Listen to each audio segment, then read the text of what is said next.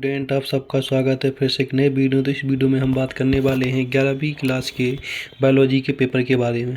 तो यहाँ पे हम 11वीं क्लास के बायोलॉजी के बारे में बात करने वाले हैं। जो आपका यहाँ पे बायोलॉजी का पेपर होने वाला है, मतलब कि जीव विज्ञान का पेपर जो आपका यहाँ पर 13 तारीख को होने वाला है।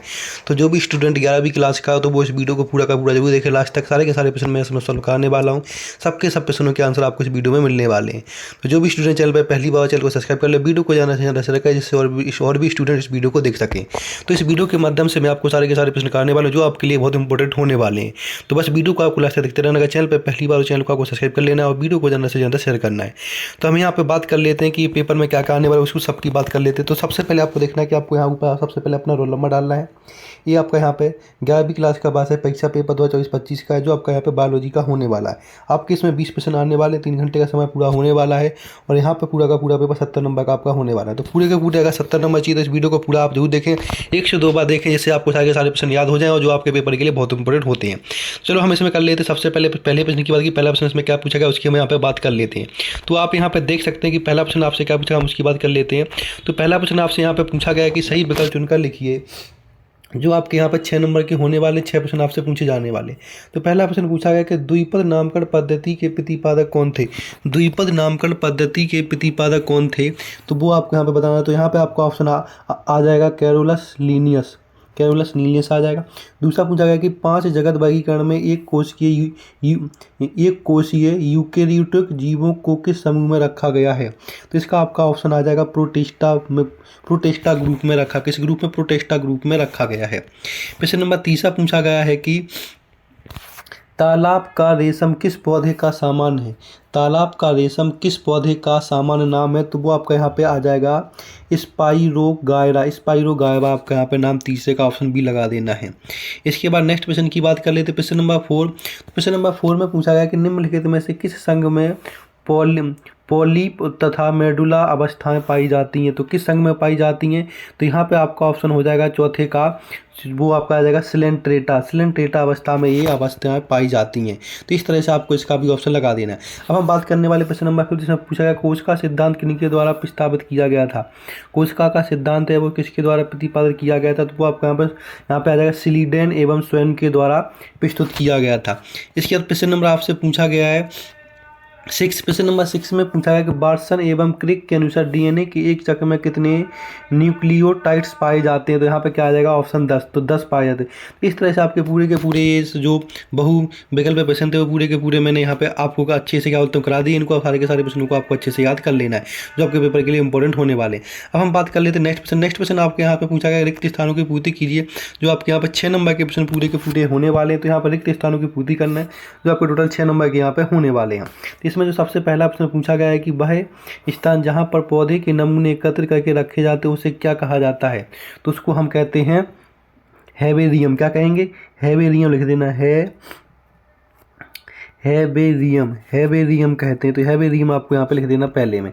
प्रश्न नंबर दूसरा पूछा गया आपसे कि सबसे ऊंचा एंजियोस्पर्म डैश होता है। सबसे ऊंचा क्या होता है, तो आपको लिख देना है यू। आपको यहाँ पे दूसरे में क्या लिखना है, दूसरे का मैं बताऊंगा। दूसरे में आपको यहाँ पे लिख देना है यूकेलिप्टस आपको यहाँ पर लिख देना पहले, ठीक है। प्रश्न नंबर तीसरा पूछा गया है कि संघ आर्थोपेडा में डैश प्रकार की सम्मिति पाई जाती है। कौन सी सम्मिति, तो यहाँ पर द्विपार्श्व क्या आ जाएगी, यहाँ पर द्विपार्श्व सम्मिति पाई जाती है। तो इस तरह से आपको इसको पूरा का पूरा ही कर लेना है। प्रश्न नंबर चौथे में पूछा गया कि द्विबीजपत्री पौधों की पत्तियों में डैश शिराविन्यास पाया जाता है। तो क्या पाया जाता है उसमें जलीकात्र पाया जाता है। क्या पाया जाता है? जलीकात्र। तो आपको यहाँ पर चौथे में लिख देना है जलीकात्र, ठीक है। इस तरह से आपको पूरा का पूरा लिख देना चौथे में। प्रश्न नंबर 5 में पूछा गया कि न्यूक्लियोटाइड्स फॉस्फोरस आल्म और पेंटोजन शर्करा तथा डैश के बने होते किसके, नाइट्रोजन के बने होते किसके, नाइट्रोजन। तो यहाँ पे आपको लिख देना है नाइट्रोजन। तो आपको 5वें में नाइट्रोजन लिख देना है।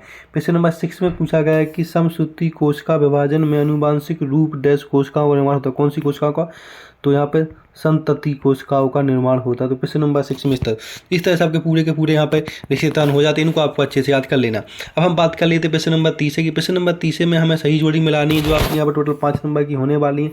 तो सारी की सारी सही जोड़ी मिलाने वाले, तो बस आपको वीडियो को लास्ट तक देखते रहना। अगर चैनल पर पहली बार चैनल को आपको यहाँ पर सब्सक्राइब कर लेना। सारे के सारे प्रश्न सॉल्व करेंगे जो आपके पेपर के लिए बहुत इंपॉर्टेंट यहाँ पे होने वाले हैं।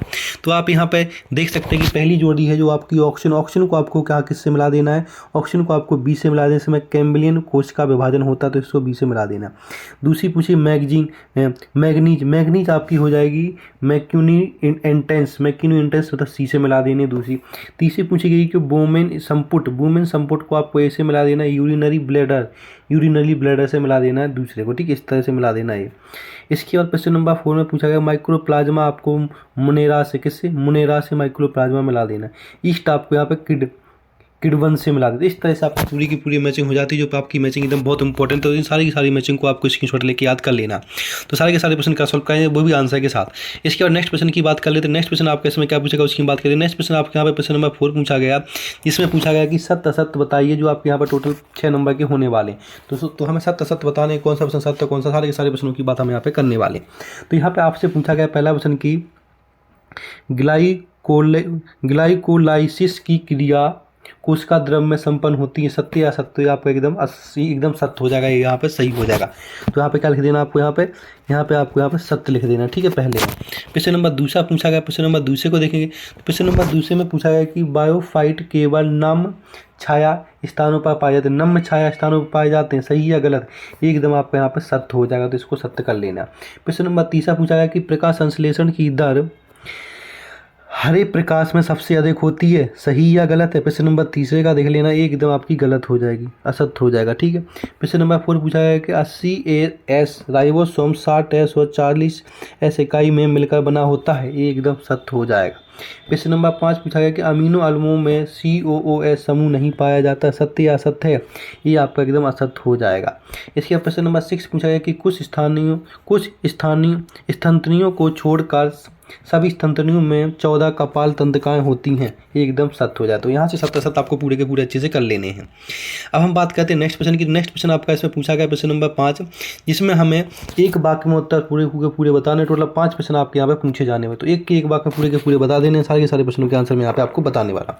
तो यहाँ पर देखेंगे, सबसे पहला प्रश्न पूछा गया कि शैवालों में पाए जाने वाला वर्णक का नाम लिखिए। तो शैवालों में क्या पाया जाता, तो शैवालों में पाया जाता है आपके यहाँ पे फाइको